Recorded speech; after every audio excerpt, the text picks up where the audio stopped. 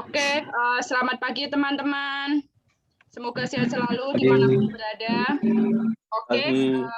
hari ini training session yang kelima, materinya soal manajemen pemupukan yang akan disampaikan oleh Om Arya lagi. Apakah sudah disiapkan Om presentasinya? Sudah. Oke, monggo waktu dan tempat saya persilahkan Om.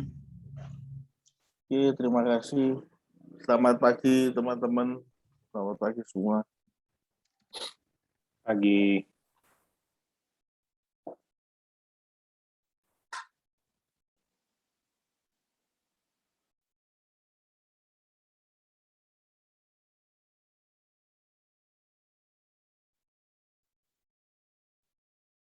Sudah muncul? Sudah.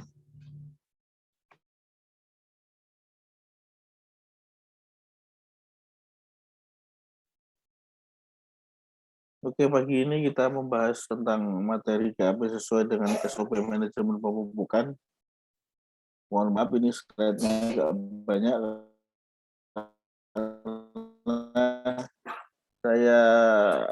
Pemupukan ini adalah hal yang terpenting dalam usaha perkebunan sawit.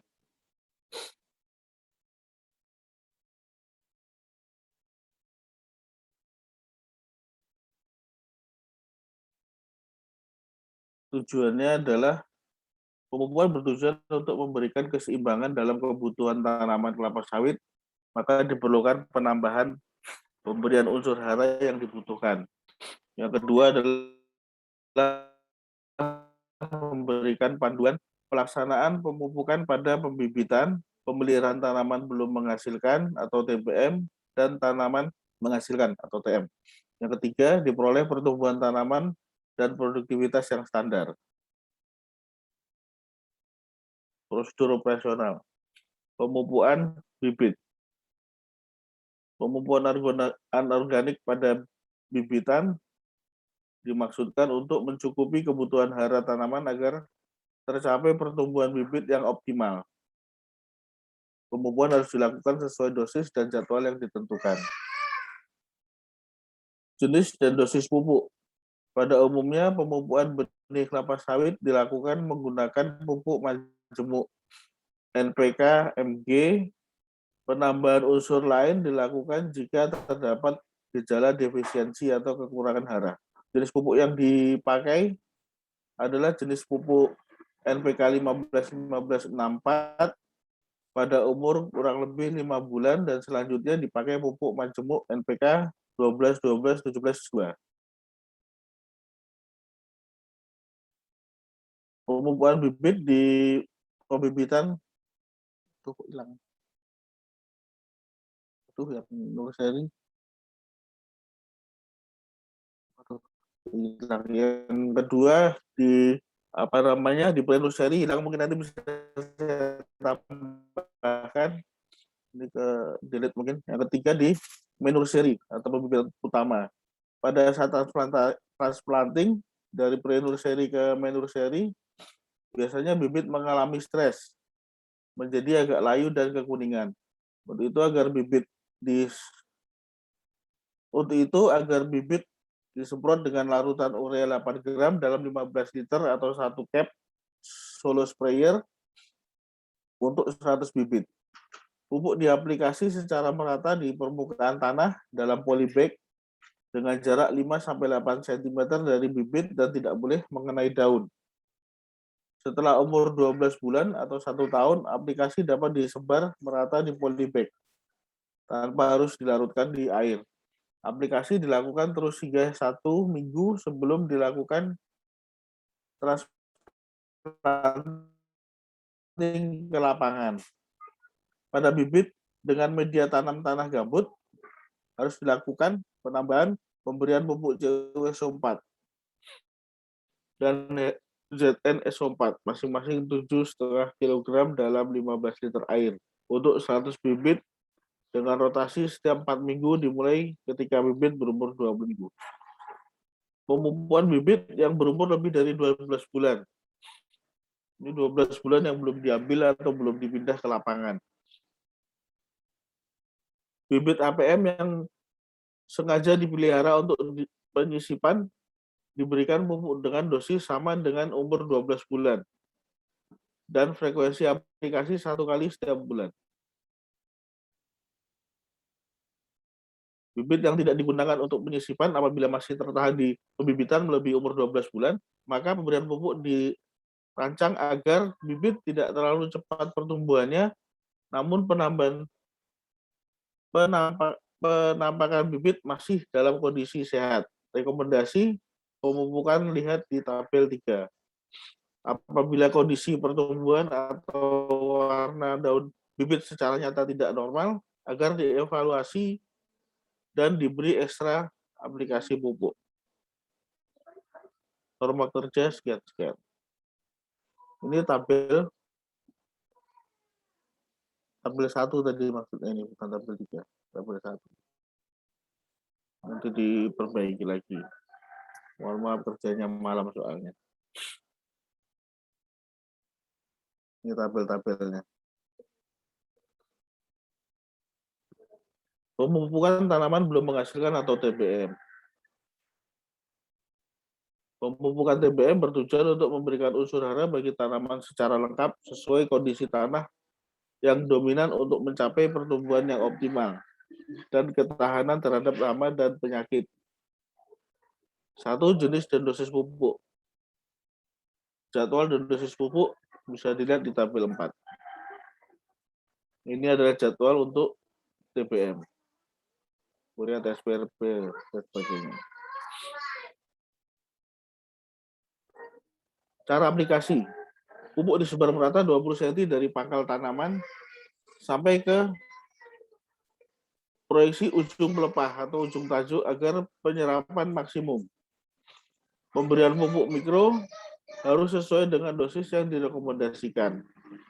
Disebarkan merata pada jarak 20-50 cm dari pangkal batang di sekeliling pohon dan tidak boleh mengenai daun kelapa sawit. Waktu aplikasi. Aplikasi harus segera dilakukan setelah penyiangan gulma dan piringan. Sehingga harus direncanakan dengan baik jadwal penyiangan gulma dengan pemupukannya.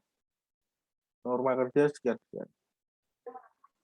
Pemupukan tanaman menghasilkan atau TM. Pemupukan TM dilakukan untuk memenuhi kebutuhan hara tanaman guna menunjang pertumbuhan untuk mencapai produksi yang optimal, serta ketahanan terhadap hama dan penyakit. Pemupukan memerlukan biaya yang sangat besar. Oleh karena itu, dalam pelaksanaannya diperlukan perhatian dan pengawasan yang baik. Pembuatan rekomendasi pemupukan. Rekomendasi pemupukan TM dibuat setiap tahun untuk menentukan dosis pemupukan.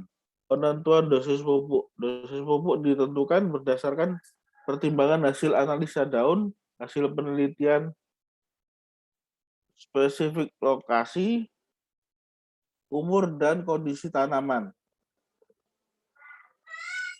Tanah, iklim, keseimbangan hara, serta efisiensi biaya. Leaf sampling unit dan pengiriman contoh daun. Leaf sampling unit atau LSU dilakukan oleh petani yang dikoordinasikan dengan pengurus koperasi atau SPKS. LSU diambil setiap tahun sekali pada bulan Januari sampai dengan Maret. Pada kondisi normal, LSU dilakukan sekitar 2-3 bulan setelah pemupukan semester 2 selesai di aplikasi. LSU pertama dilakukan pada saat awal tahun, umur ke-3 TBM. Blok-blok LSU ditentukan secara sampel.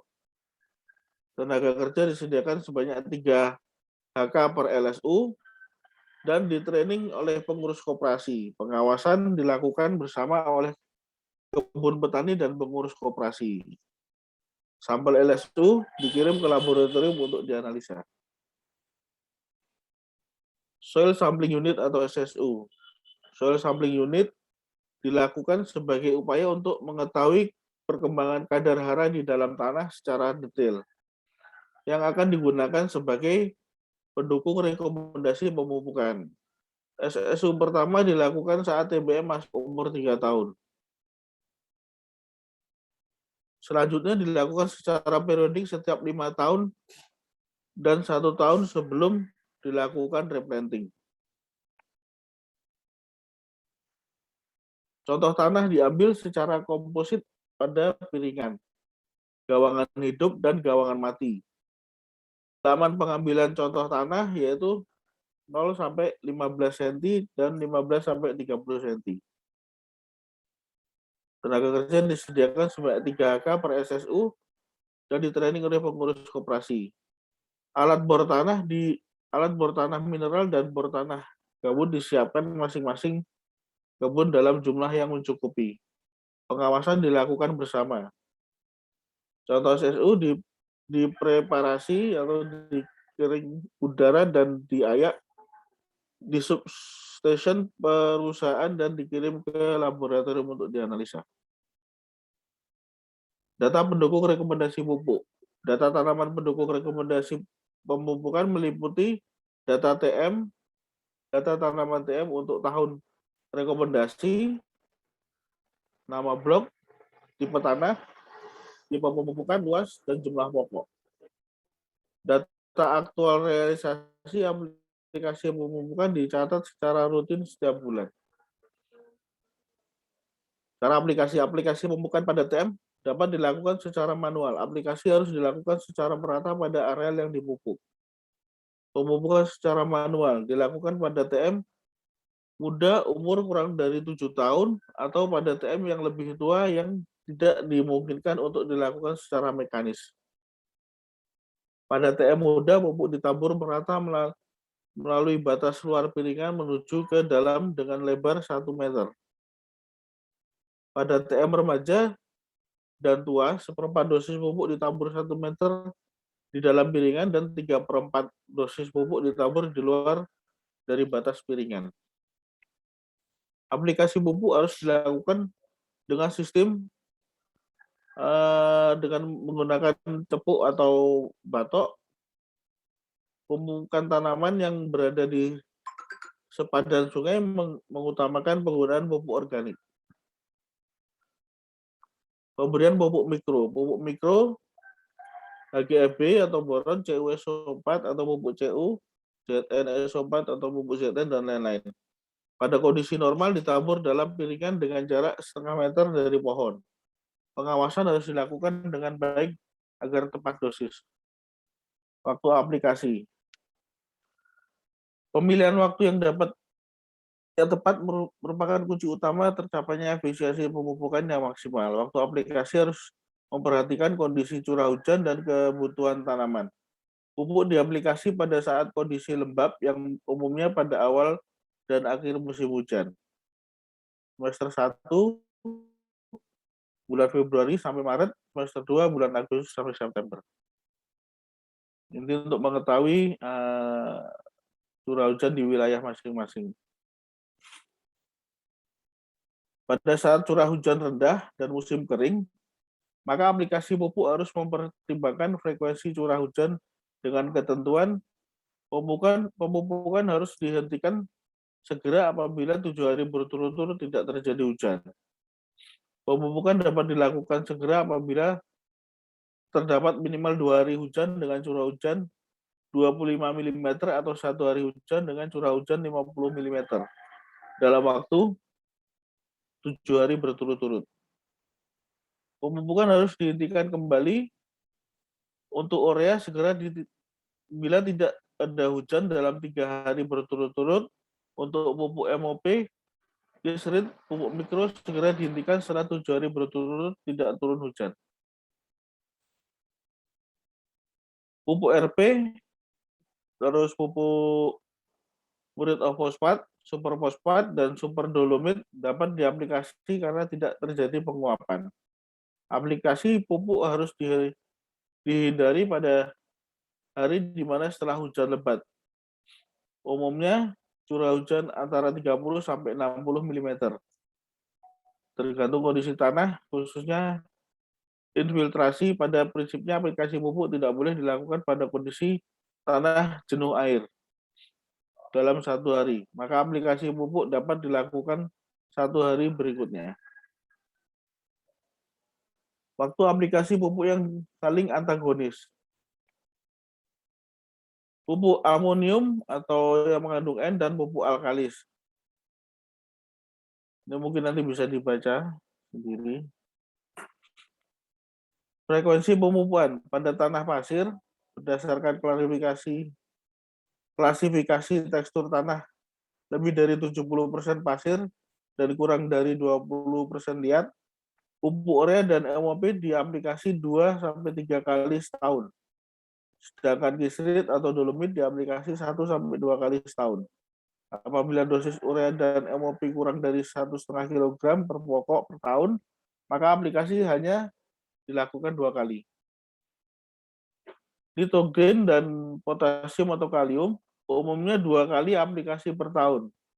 Jarak minimum antara aplikasi tidak kurang dari 2 bulan. Pada tanah pasir, 2-3 kali aplikasi per tahun tergantung pada besaran dosis pupuk.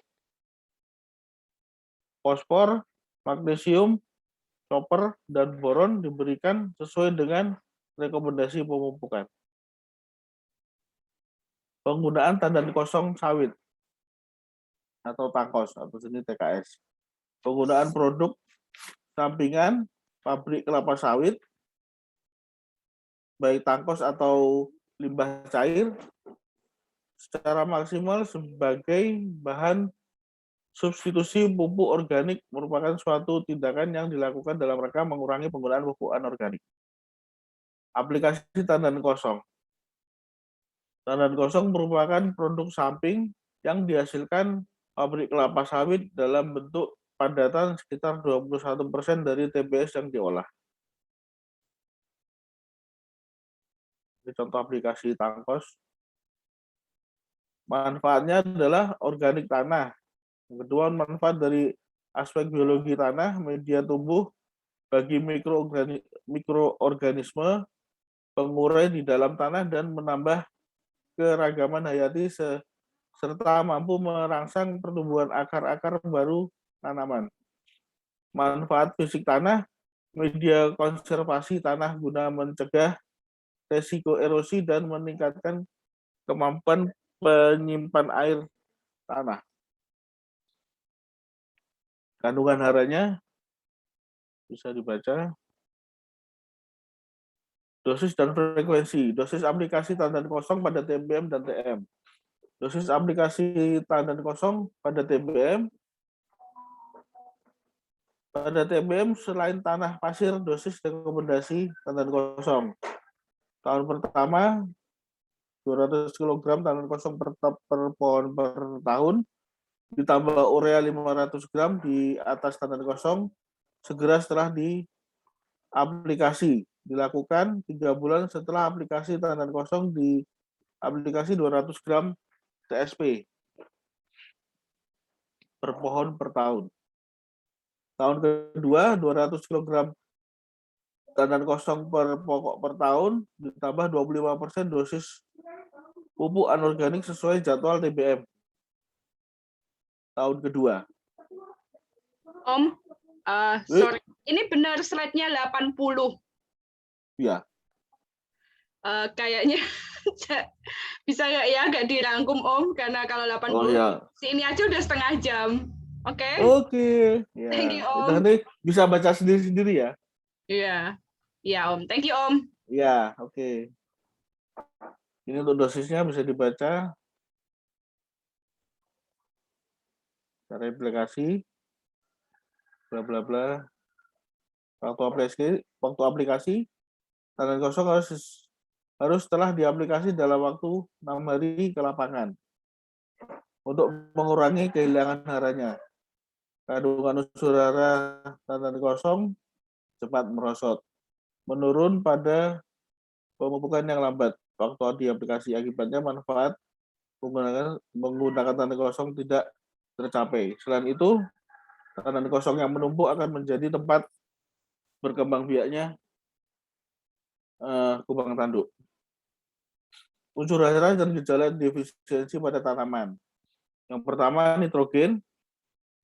Nitrogen sangat berperan dalam pertumbuhan tanaman pada proses pembentukan protein, sintesa klorofil, dan fotosintesa. Gejala defisiensi nitrogen atau N, gejala dimulai dari pelepah tua yang berwarna hijau pucat sampai kekuningan. Pada tahap selanjutnya, tulang daun berwarna oranye terang atau oranye kecoklatan. Penyebab defisiensi nitrogen adanya persaingan yang berat antara tanaman dengan gulma, seperti lalang, mekania, dan pakisan. Kandungan nitrogen dalam tanah yang rendah, tanah dengan drainase jelek, sehingga terjadi proses denitrifikasi. Ini contohnya. Tindakan pencegahan. Mengendalikan secara diri tumbuhan yang bersifat kompetitor bagi tanaman kelapa sawit dan melakukan perawatan tanaman kacangan. Memperbaiki drainase, meningkatkan bahan organik tanah, meningkatkan ketersediaan nitrogen tanah secara bioteknologi, mencegah terjadinya aliran permukaan dan erosi, mengaplikasi pupuk secara tepat, jenis dosis, cara, waktu aplikasi, monitoring dengan pengambilan contoh daun.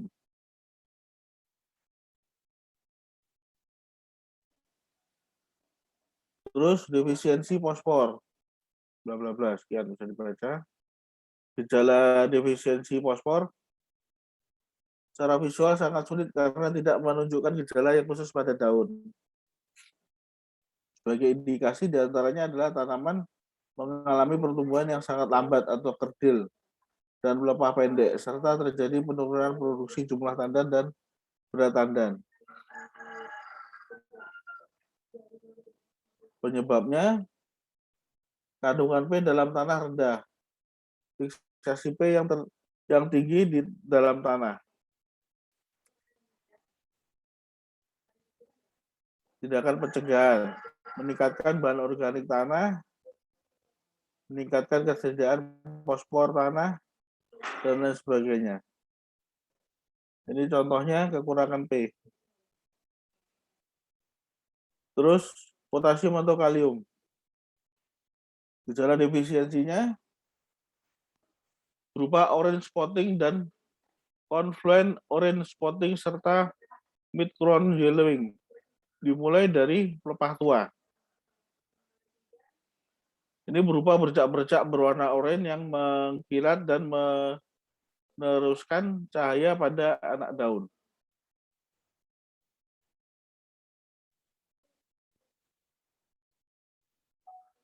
Ini contohnya.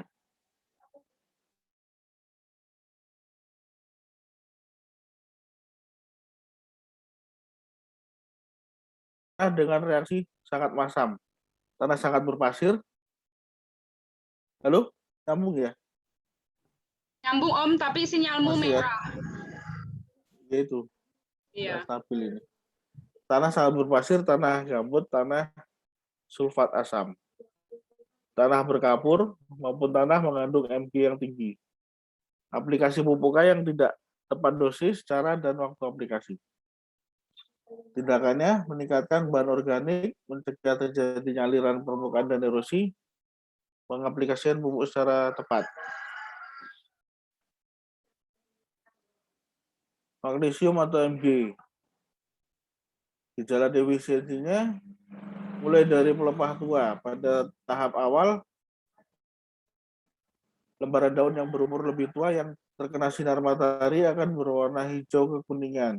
Pada gejala lebih lanjut, daun berubah warna menjadi oranye. Apabila dibiarkan, warna daun berubah menjadi coklat dan akhirnya mengering. Dimulai dari sisi helai anak daun. Ini seperti ini contohnya. Penyebabnya ketidakseimbangan antara Mg dengan nutrisi lain. Kandungan Mg dalam tanah yang rendah, tanah dengan tekstur pasir, tanah sulfat asam, dan topsoil yang tipis atau tererosi, tanah berkapur, maupun tanah mengandung K yang tinggi. Aplikasi pupuk Mg yang tidak tepat dosis, tepat cara, dan tepat waktu aplikasi. Tindakannya bisa dibaca. CU atau chopper. Gejalanya dimulai dari pelepah muda, ditandai dengan adanya perubahan warna hijau pucat, kekuningan, keputihan pada helai daun yang sudah menunjukkan gejala klorosis. Garis-garis klorosis pada helaian daun sangat jelas dimulai dari tepi daun. Pembentukan klorofil lebih terkonsentrasi pada daerah dekat tulang daun. Pada stadia lanjut, bintik-bintik kuning berkembang pada zona klorosis. Pelepah daun mengalami pemendekan, warna daun berubah menjadi oranye pucat, dan akhirnya mengering dan mati. Ini contohnya. Penyebabnya bisa dibaca, pasti kekurangan. Tindakannya adalah monitoring dengan pengambilan contoh daun, meningkatkan bahan organik tanah, mencegah terjadinya aliran permukaan dan erosi, mengaplikasikan pupuk secara tepat. Fe atau besi. Gejalanya dimulai dari pelepah muda dengan terjadinya interveinal klorosis. Pada tahap awal bentuk dan ukuran daun muda masih normal. Pada stadia lanjut, daun pelepah muda berubah menjadi kuning, keputihan sampai putih secara keseluruhan. Pada kondisi ini, pelepah yang lebih tua berwarna kuning, sedang pelepah bagian bawah tetap hijau. Klorosis diikuti dengan kerusakan dan pengeringan dimulai dari pelepah bagian atas, pertumbuhan tanaman terhambat, dan akhirnya tanaman mati. Ini contohnya. Penyebabnya bisa dibaca, tindakannya juga bisa dibaca. Boron atau B. Defisiensi dimulai dari pelepah atas yang ditandai dengan satu atau beberapa gejala berikut. Daun mengkerut, atau biasanya kalau bisa dilihat itu keriting biasanya. Ujung daun membentuk mata pancing. Fish leaf, little leaf. Pemendekan ukuran daun muda yang menunjukkan kondisi yang khas, yaitu rata bagian atas dan ujung pelepah seperti terputus. Anak daun menjadi rapat, daun menjadi mudah patah, kadang-kadang disertai waste strip. Apabila dibiarkan dalam jangka waktu lama atau tidak tertangani secara tepat, maka tanaman akan menjadi kerdil. Ini contohnya. Penyebabnya bisa dibaca, tindakannya. Pengamatan defisiensi di lapangan. Pengamatan defisiensi di lapangan dilakukan setiap tahun oleh pekebun terhadap gejala defisiensi yang terlihat secara jelas di lapangan, seperti defisiensi Mg, K, N, Fe, Cu, dan B. Kategori ini bisa dibaca. Gejala defisiensi mikro bisa dibaca. Jenis dan sifat beberapa pupuk. Penggolongan pupuk dapat didasarkan pada beberapa hal. Kebutuhan tanaman, pupuk makro dan pupuk mikro. Pupuk makro biasanya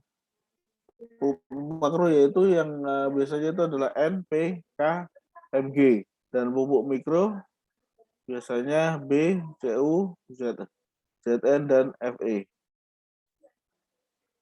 Kandungan hara, pupuk tunggal dan pupuk majemuk, jenis hara, nitrogen, pupuk sulfat, dan lain sebagainya. Sumbernya, pupuk alam dan pupuk buatan. Reaksi di dalam tanah adalah penggolongan berdasarkan pada pengaruh pupuk terhadap sifat keasaman tanah. Senyawa kimia adalah pupuk organik dan pupuk anorganik. Yang terakhir adalah bentuk pupuk padat dan pupuk cair. Pupuk yang digunakan. Ini bisa dibaca. Pencampuran beberapa jenis pupuk. Ini tabel yang ada yang bisa dicampur, ada yang tidak. Konversi unsur hara dan pupuk. Ini bisa dibaca sendiri. Terima kasih. Sudah selesai. Oke, terima kasih Om. Terima kasih. Jadi ini untuk format-formatnya nggak ada sama sekali ya? Harusnya sih ada. Buku harian kayaknya masuk di sini deh. Nggak ada, di SOP-nya nggak ada. Tidak ada format yang harus diisi. Ini cuma penjelasan aja untuk pemupukan. Tapi sebenarnya ada Om. Jadi buku harian pemupukan. Iya, itu tapi bisa juga sih ada itu ya. Iya, jadi mungkin itu aja sih kalau dariku ya buat format itu. Sama Ya. yang kemarin belum ya Om? Oh belum nanti sekalian habisin ya. Kemarin. Oke. Kali. Maaf. Oke teman-teman. Makasih Mas Arya nih. Iya Pak. Materinya lengkap. Iya Pak. Nah dan berarti kan kalau untuk yang pemupukan berarti ini aja ya, nanti yang buku harian itu yang form pemantauan penggunaan pupuk ya. Iya Pak. Oke. Kemudian mungkin ini kan nanti kan dari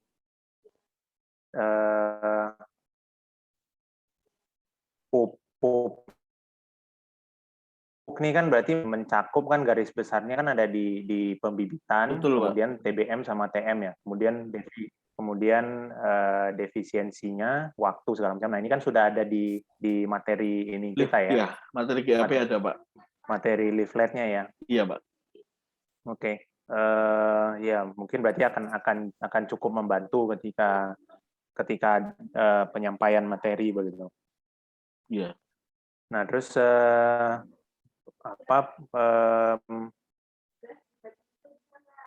tadi ini kan sudah perjalanan materi kelima. Mungkin teman-teman juga ini tapi sambil jalan nanti kita akan coba pantau kembali.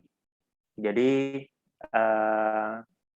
nanti kita akan lihat nih, misalkan dari keseluruhan SOP ada 17. Nah, ini mana yang memang bisa disampaikan sebagai materi, mana yang bisa langsung disampaikan secara singkat saja. Contoh misalkan kayak materi pemupukan ini.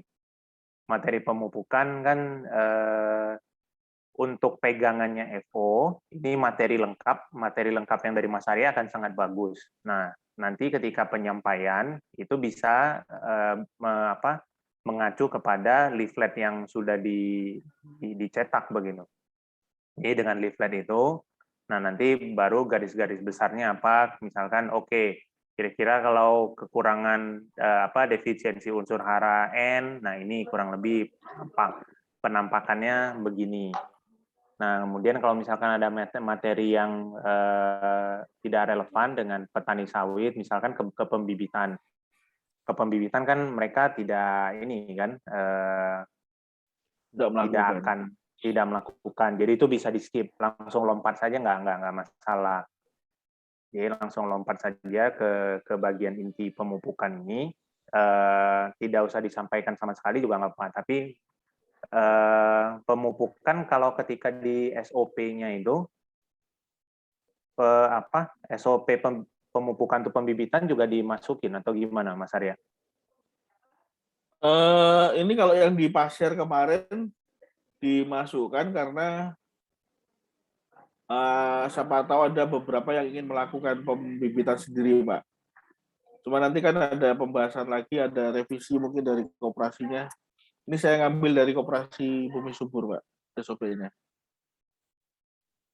Oke, jadi meskipun belum tentu dilakukan, tapi di SOP tetap dimasukkan begitu ya? Iya. Oke, ya udah. Jadi mereka kalau memang begitu, ketika kan kalau kita bisa bedakan nih informasi yang disampaikan secara umum ke banyak orang dan yang ada di SOP. Jadi SOP nggak apa-apa, nanti ketika pendampingan kita cantumin saja. Nah, ketika penyampaian nanti bisa hanya sekedar materi yang memang terkait gitu. Pembibitan kalau kita lihat memang mayoritas tidak melakukan, ya sudah kita bisa skip dulu.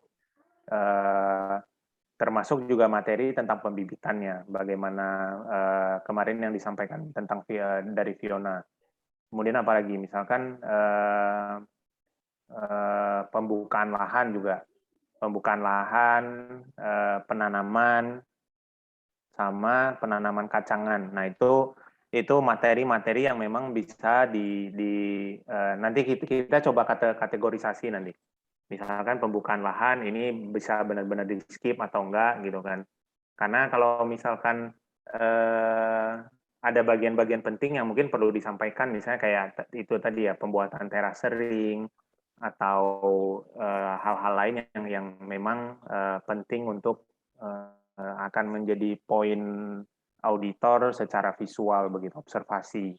Kalau kayak penanaman kacangan juga itu mungkin bisa disinggung secara secara singkat.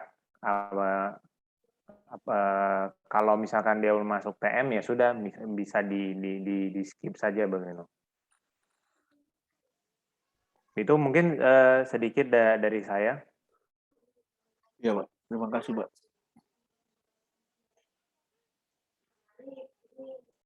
Terima kasih teman-teman. Kalau nggak ada yang tanya, kita sudahi pertemuan. Ada aja. Ada kan? Jangan kabur dulu. Silakan, Pak. Oke, terima kasih kesempatannya. Materi yang disampaikan cukup lengkap, memang udah detail banget gitu. Cuman ya ada yang perlu ya saya tanyakan tadi, aplikasi Urea di atas jangkos yang baru diaplikasi gitu. Jangkosnya baru di aplikasi Urea sekitar 500 gram. Ya, betul. Itu fungsinya untuk apa? Mungkin kawan perlu itu disampaikan juga nanti.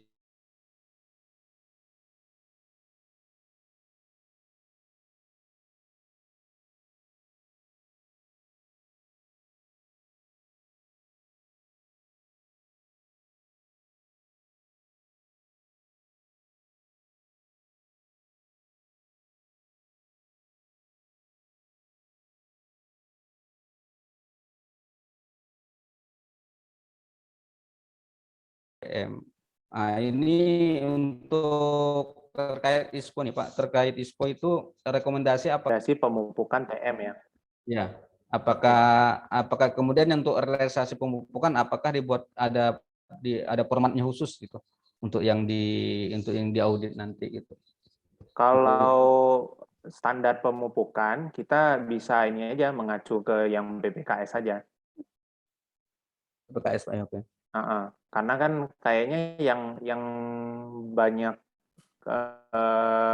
infoin dan informasinya gampang didapat rasanya yang PPKS ya. Kalau misalnya kayak kemarin kita berkunjung ke Sokvin aja, cara mereka, kalau perusahaan-perusahaan besar itu kan rekomendasi pemupukan mereka kan ini berdasarkan ini kan analisa daun kan. Analisa LSU dan SSU. Ya, tapi yang biasa yang lebih sering LSU bukan ya Mas Arya? Iya, Pak. Yang lebih gampang kan? Karena SSU kan 5 tahun sekali. Ya, dan lebih murah juga kalau nggak salah LSU ini.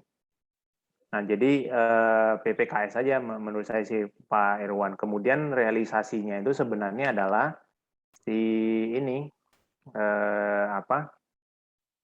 buku harian tersebut. Jadi buku harian tersebut nanti petani tiap individu itu mereka bagaimana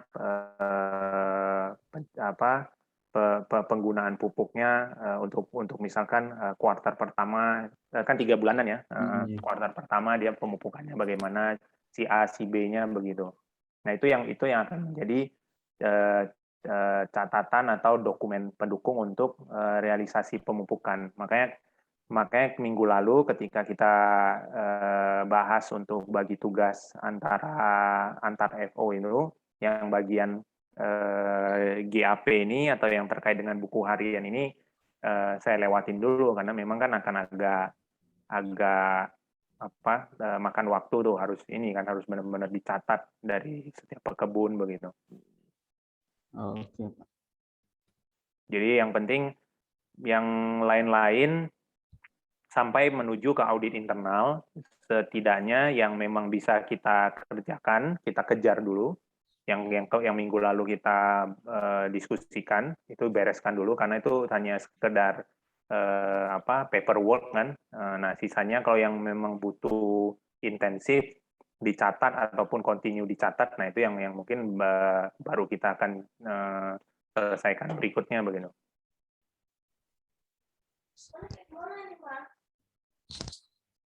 Nah itu. Silakan Mas Arya, mungkin tadi ada pertanyaannya Pak Irwan tadi. Lanjut, silakan. Ya, baik Pak. Untuk pertanyaan dari Pak Irwan tentang penambahan pupuk urea 500 gram pada aplikasi Tangkos, itu adalah untuk booster, untuk mempercepat reaksi pada tandan kosong. Itu sebenarnya. Mungkin Pak Irwan bisa nambahkan karena beliau juga sebenarnya sudah tahu, itu cuman ngetes saja dia itu. Coba Pak Irwan mungkin bisa ditambah. Nggak mau, nanya lagi nggak mau. Nggak mau. Gue yang jawab, bagaimana cerita? Ya itu intinya untuk booster pada tandan kosong. Ya, jawaban saya sama. Udah.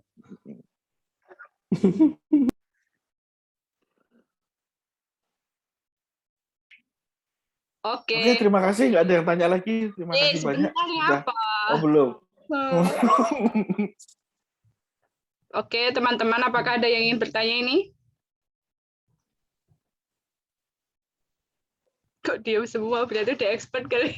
Udah expert ya. Kenapa Yosef mau tanya? Mau sih sebenarnya. Ya udah tanya aja, Sef. Diterima sama Pak Arya enggak gitu. Oh, ya pasti diterima dengan baik dong. Nggak, di awal tadi sih yang untuk pupuk CU itu untuk yang di bibitan itu mungkin saya nggak dengar secara jelas atau gimana, fungsinya CuSO4 kah apa itu ya? Itu untuk pupuk mikro, untuk kebutuhan mikronya. Itu mesti harus ditambahkan atau gimana tuh? Biasanya sih kalau di pembibitan semua pupuk digunakan ya, karena itu awal kita untuk jangka panjang. Jadi kebutuhan unsur hara di pembibitan memang harus sangat dicukupi. Karena kalau di pembibitan sudah tidak dicukupi, 25 tahun ke depan nanti bibit pokoknya nggak sehat jadinya.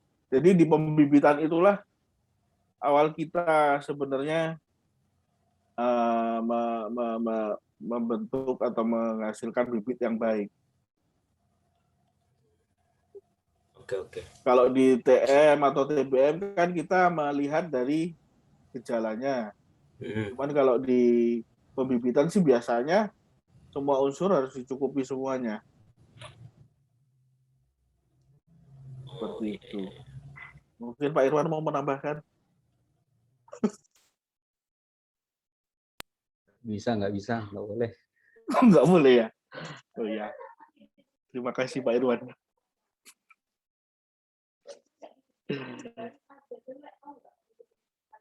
Oke. Tadi pertanyaan Yosef yang terakhir. Ayo ini teman-teman. Kalau ada yang ingin tanya, mumpung expertnya Om Arya. Kenapa Januar mau tanya? Langsung ya. Enggak, saya mau balik lagi tadi ke LSU dan SS tuh. Itu ada ya? Iya. Berarti itu unit koperasi yang mengambil yang bukan LSU sendiri atau SSU sendiri kan berarti, ataukah memang bisa dapat rekomendasi dari perusahaan? Nah, pertanyaan saya juga itu sebenarnya ininya reduce-nya sejauh mana sih ini LSU itu bisa diterapkan sama petani misalnya. Karena kalau di perusahaan itu memang satu hamparan itu semua. Nah, kalau di petani kan ada yang terpisah begitu. Apakah memang bisa dipakai rekomendasi dari LSU itu dengan mengambil sampel misalnya bukan dari lahan tersebut? Itu mungkin penyebab. Kan sejauh ini taunya kita itu bisa berlaku untuk satu hamparan ya. Kalau misalnya dia ada di areal terpisah atau ada radius kan misalnya, atau memang sesuai dengan kondisi tanah dan sebagainya, itu sebenarnya ininya apa, detailnya bagaimana itu untuk LSU itu dijelaskan ke petani kalau misalnya kita mau dorong mereka untuk melakukan LSU atau SSU ini untuk mendapatkan rekomendasi pupuk untuk tanaman menghasilkan. Oke, itu aja mungkin. Oke, makasih Bang Januar. Untuk detail LSU itu biasanya kita ambil yang satu hamparan, betul. Kalau yang di luar hamparan biasanya kita ambil juga sampelnya. Seperti itu. Dan untuk rekomendasi itu sebenarnya bisa kita, seperti tadi yang ditanyakan di awal, itu bisa menggunakan, mana orangnya kok hilang? Oh, yang bisa menggunakan rekomendasi dari PPKS atau dari dinas terkait juga bisa. Jadi LSU ini bisa dilakukan, bisa tidak juga. Karena mengingat biaya LSU ini kan cukup lumayan, apalagi bagi petani. Ya. Lah orangnya nanya, terus lihat kan saya ngomong sama Pak, minum. Oh, ya ngomong dong. Oke. Tadi saya ini Jan, kamu belum ngirim format filenya ya? Ya, kalau untuk manajemen penanaman kacangan itu kan ada ini juga untuk yang harian kan, karena di situ di ini tentang perawatannya. Nah, nanti berita acara ininya juga saya kirim nanti di Drive itu ya, Google Drive itu ya. Kirim aja ke saya Jan, nanti biar saya ubah judulnya biar gampang dibaca teman-teman. Oh ya, nanti sekalian. Ya. Oke, thank you. Oke. Ya. Oke. Ada yang ingin lagi bertanya? Kalau penggunaan pupuk organik itu nggak mesti di dalam bagian ini ya, Mas Arya ya? Iya Pak, nggak ada Pak. Karena kalau secara perkebunan itu kan organik sebagai suplemen aja, bukan yang utama sebenarnya. Dan dia menggunakan organik kan biasanya dengan limbah pabrik, dengan tangkos tadi itu atau dengan limbah cairnya.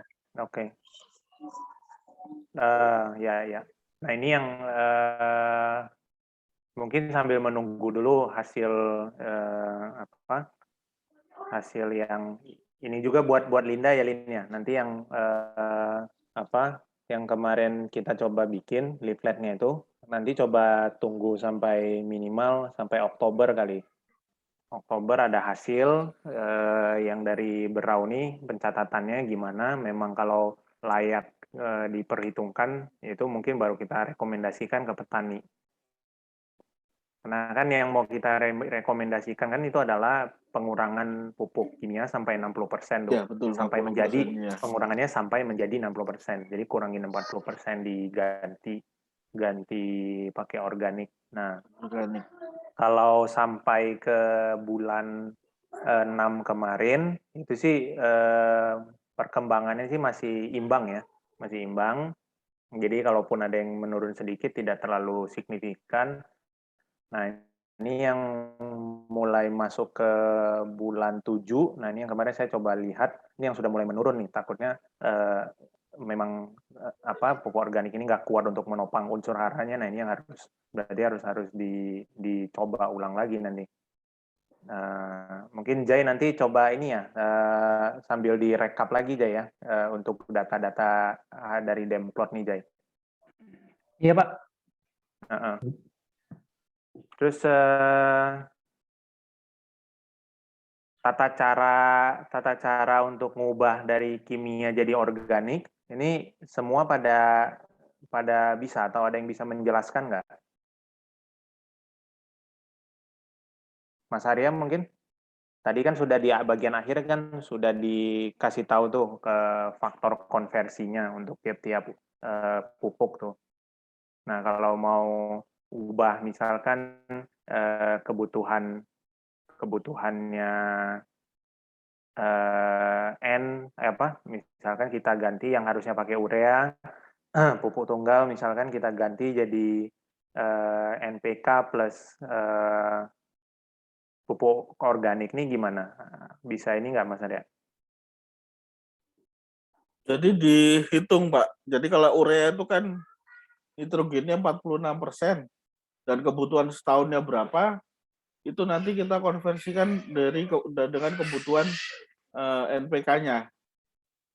NPK yang kita gunakan. Contohnya kalau NPK yang kita gunakan 12,627 atau 15 rata atau 16 rata, ya tinggal kita kalikan aja nanti kebutuhannya setahun berapa, dari kebutuhan nitrogen atau ureanya dalam setahun berapa, nanti dikonversi dari hitungan persenan kandungan dalam pupuknya, Pak. Bisa dicontohkan nggak Mas Arya? Aduh, perhitungan panjang itu, Pak. Oke, sebentar. Saya coba ini deh. Saya share nih.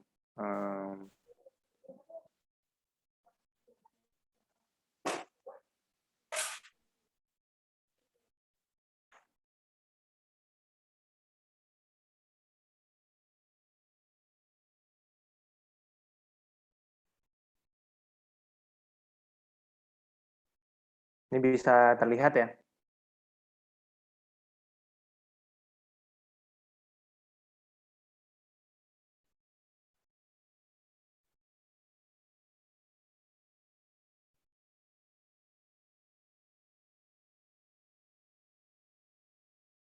Ini cara kalau ubah dari kimia ke kimia.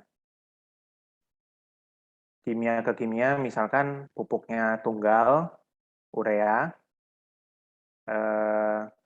TSP, MOP, kemudian kita mau ubah jadi menggunakan NPK.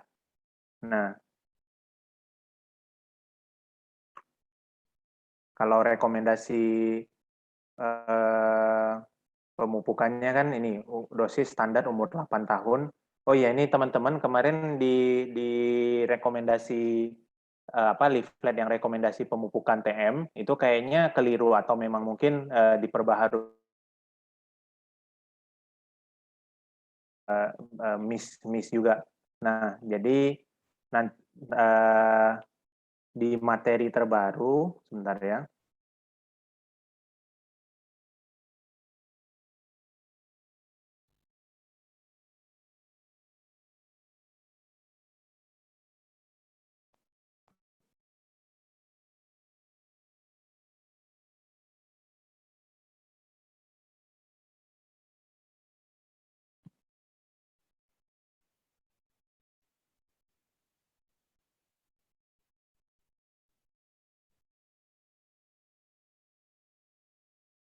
Ini yang dicetak untuk Kapuas Hulu sudah, jadi udah diperbaiki. Jadi di Facebooknya PPKS rekomendasi pemupukannya begini. Yang kalau kemarin kan kita cuma hanya 5 kelas ya, 3 sampai langsung ke 8. Habis itu berapa kemarin tuh pokoknya yang di leaflet lama. Jadi nanti ini akan diganti nih. Nah, ini yang di FB-nya PPKS begini.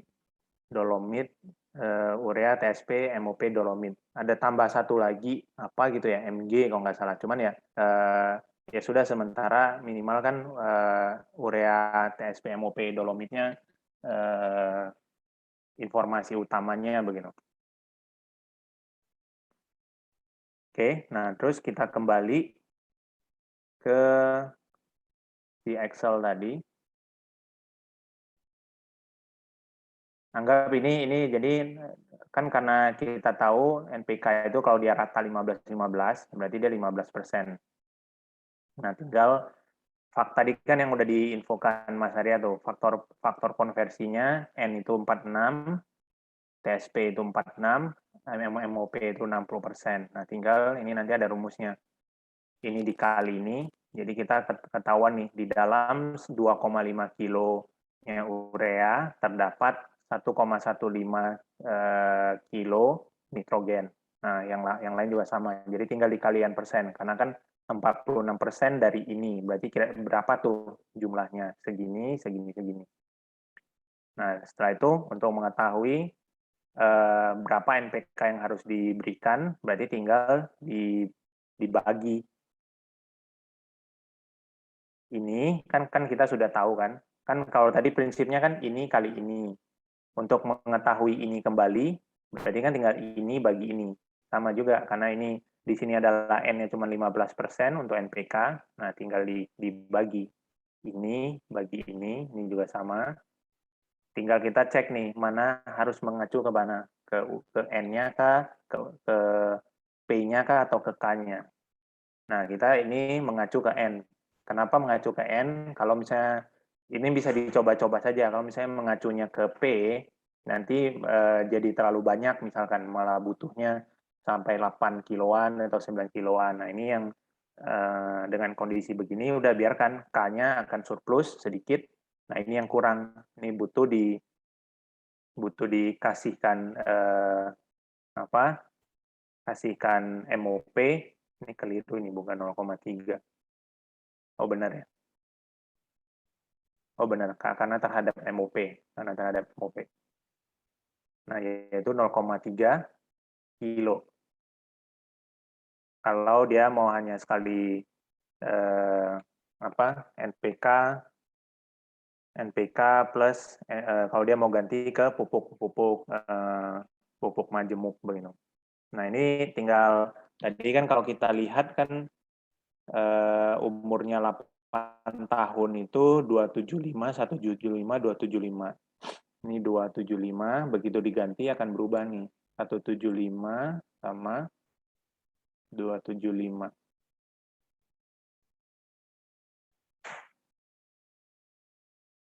Nah, kalau 0,6 ini udah lumayan gede nih, udah lebih dari setengah kilo, berarti ini tetap harus dikasih. Kalau mungkin masih hanya 0,1 atau apa, mungkin campur kasih pupuk organik cair masih bisa. Nah, ini yang untuk pengubahnya sama juga konteksnya ketika mau ubah menggunakan pupuk organik. Tadi ini dosis 3-8 tahun, ini rekomendasi PPKS. Kemudian kita harus tahu juga kandungan NPK berapa, dia apakah rata 15%, 15. Kemudian kita juga harus tahu kadar kandungan NPK di pupuk kompos. Ini data dari hasil labnya Bang Coki punya, pupuk tangkosnya Bang Coki yang di Pasir. Tapi mestinya sih nggak akan jauh berbeda kalau misalkan komposnya. Mungkin ya segini juga. Jadi misalkan ya ini tadi, ini kembali kita harus cek dulu berapa kan komposisinya, N di urea, P di TSP, K di MOP. Lalu kita mau substitusi 40% dari ini pakai kompos, berarti 40% kali ini. Mau dibikin jadi 40% berarti kali 0,6. Jadi ini tinggal 40% nih, si kompos butuh segini nih, segini kilo. Butuh segini kilo nitrogen, segini P, segini K. Baru kita cari berapa kilonya, tinggal dibagi. Ini karena kita mengikuti P. Ini dibagi. Ini dapat P-nya segini. Ini formatnya bisa di-share kalau mau nanti. Kekurangan haranya, NPK-nya pakai segini. Gitu kan, 3,2 kilo yang kebutuhan NPK-nya. Kemudian dia masih kurang. Nah, ini yang karena tadi ya kita mau substitusikan kompos 60%, berarti kan di sini hitungannya kimianya 60%. Nah, kimia 60% itu kalau dikilokan segini. Segini 3,2 kilo. Nah, baru kita cari nih, berapa nih dari kompos. Berapa kilo kira-kira. Nah, haranya kan yang masih kurang itu ini udah pas nih, karena kita mengacu kepada cukup P. Ada yang bingung nggak? Nah, setelah itu... Bingung, Pak. Oh, bingung. Tapi ya kalau ini udah dihitungkan modelnya begini, nanti tinggal ganti. Kalau misalkan ada rekomendasi pemupukannya rupanya suatu saat berubah lagi, atau misalkan dengan adanya, itu gunanya LSU kan begitu, Leaf Sampling Unit itu. Oh, rupanya ureanya udah cukup nih, nggak usah butuh sampai sebanyak ini, hanya butuh sekilo misalkan.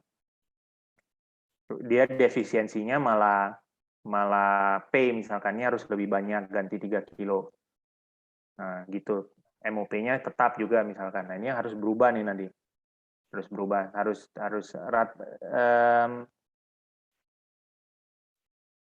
nanti dulu. Nah, ini cukup P. Kalau ini ini kita ambil rata 3,2 juga mengikuti. Ini mestinya nah, kalau ini juga sama cukup P.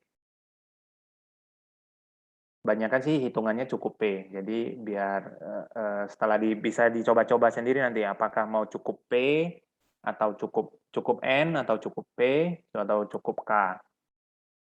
Begitu.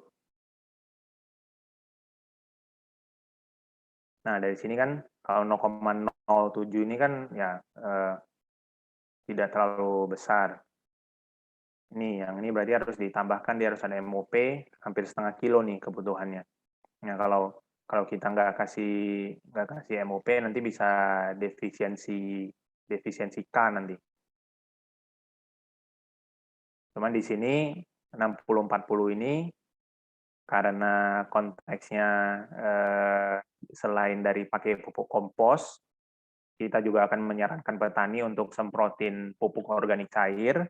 Nah, jadi mestinya ini akan ketutup nih kebutuhan MOP-nya, kalaupun tidak dikasih, dia hanya bergantung kepada kompos sama NPK, ini mestinya cukup. Karena kan di dalam pupuk organik cair kan ada kandungan, ada N, ada P sama K juga. Begitu. Terus kita coba komparasi harga tadi ya. 60-40. Jadi dia bisa ada margin per pohon per tahun segini. Kalau per hektar dia bisa untung sampai 4 juta. Kalau dia ganti dari 100% kimia menjadi 60-40 dengan produksi yang tidak jauh berbeda begitu. Nah, ini kan akan sangat meringankan untuk faktor ekonominya pekebun.